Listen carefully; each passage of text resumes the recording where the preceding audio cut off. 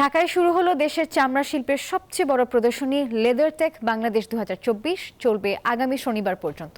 দশমবারের মতো এই প্রদর্শনীতে থাকছে চামড়াজাত পণ্য, যন্ত্রপাতি, বিভিন্ন উপকরণ, রাসায়নিক ও আনুষঙ্গিক পণ্য। রাজধানীর international convention city Bashundhara expo জোনে এই প্রদর্শনীতে 20টি দেশ অংশগ্রহণ করছে। করোনা মহামারীর ধকল কাটিয়ে ঘুরে দাঁড়াচ্ছে দেশের চামড়া শিল্প।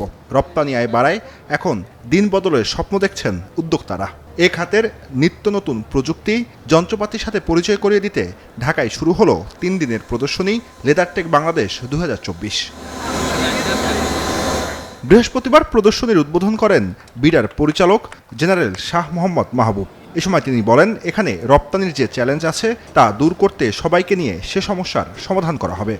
চামাল বা অন্যান্য পণ্য আমদানি বা রপ্তানিতে একটু চ্যালেঞ্জ আছে। অন্যান্য দেশের তুলনায় আমাদের দেশে একটু সময় হতে বেশি লাগে। তা আমরা চেষ্টা করছি লেদার সেক্টরে যারা আছে সবাইকে নিয়ে বসে তাদের কি চ্যালেঞ্জগুলো আছে সেগুলো আইডেন্টিফাই করে যে সেক্টর বা যে অথরিটির কাছে যে ইস্যুগুলো আছে তাদের সাথে রেগুলার যোগাযোগ করে এই জিনিসগুলো সলভ করে নিয়ে আসে।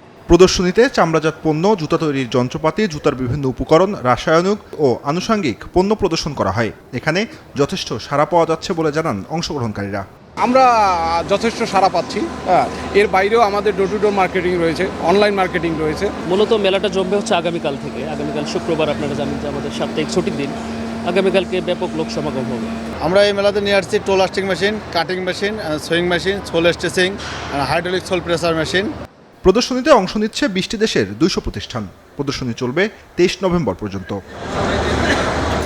জুবার সানি, নিউজ 24, ঢাকা।